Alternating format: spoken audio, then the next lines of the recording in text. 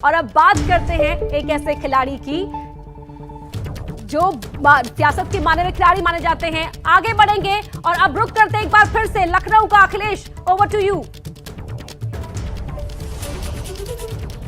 शुक्रिया अपर्णा आपका। तो जिस तरीके से हमने वेस्टर्न यूपी के कुछ वीआईपी उम्मीदवारों के बारे में देखा, प्रत्याशियों का क्या हाल होने वाला है, क्या अनिल जी सीधे आरएलडी के पास में आ रहा हूं, क्या यह माना जाए कि आप लोग जो बड़े बड़े दावे कर रहे थे वेस्टर्न यूपी में कि वहां पर आप और समाजवादी पार्टी मिलकर बीजेपी को पूरी तरीके से पटखनी देने वाले, वैसा होता दिख तो नहीं रहा है? वैसे कहां से?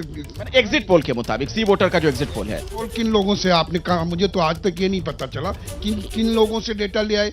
मुझे कोई भी व्यक्ति उत्तर प्रदेश में नहीं मिला जिसने ये कहा हो कि हमारे पास जो है आकलन करने वाले लोग आए थे। आपने किन लोगों से बात कर ली, कितने लोगों से बात कर ली? तो ये इसका कोई मतलब नहीं है।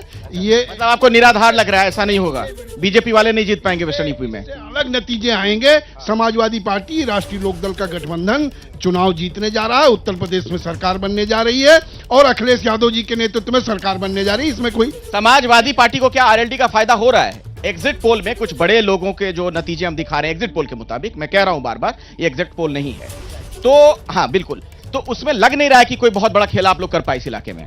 नहीं, बिल्कुल देखिए, बहुत बड़ा एडवांटेज हमको मिला है आरएलडी के साथ आके। और सुरेश राणा हो, संगीत सोम हो, भारतेंदु सिंह हो, जी ऐसे नाम ये बुरी तरीके से परास्त होंगे। और योगी आदित्यनाथ को, आप मैं उत्तर प्रदेश का मुख्यमंत्री हैं, आपको देखिए कि अयोध्या छोड़ के उनको होम टाउन जाना पड़ा, उनको भी डर सताने लगा कहीं ना कहीं हार के। मोदी जी को 3 दिन डेरा डाल के बैठना पड़ा बनारस में, क्योंकि उनको भी अपनी सीटें बचाने के लिए, अपनी कॉन्स्टिट्यूएंसी की 8 सीटें बचाने के लिए वहां डेरा डालना पड़ा। तो ये बड़ी बात है कि देश का वजीर आजम और जो है वो अपनी सीटें बचाने के लिए मशक्कत कर रहा है इस वक्त।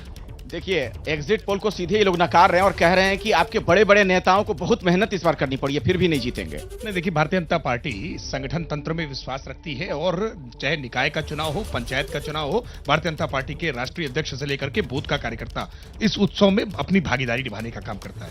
लेकिन ये जो गठबंधन है ना, इस गठबंधन की गांठें कल रात को 10 बजे, 10 तारीख की रात को 10 बजे, नोट करके रखिएगा, आपके चैनल पर दावा लेकर के कह रहा हूं, 10 तारीख को 10 बजे जयंत चौधरी जी को दूध में मक्खी की तरह निकाल करके फेंक देंगे। और ये इसलिए नहीं कि आप अपना लेंगे, आप अपना लेंगे जरूरत पड़ी तो। नहीं, मैं इस बात को इसलिए कह रहा हूं क्योंकि ये ट्रैक रिकॉर्ड है अखिलेश जी का।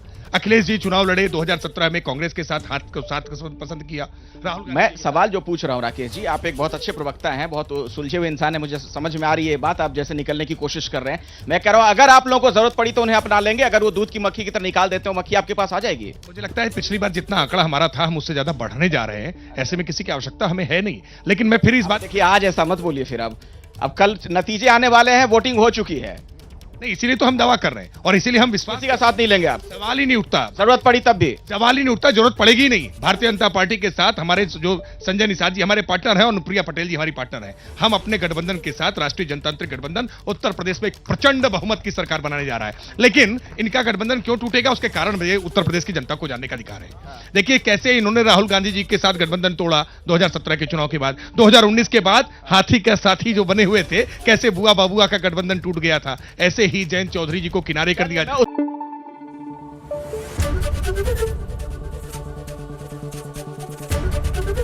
एबीपी न्यूज आपको रखे आगे।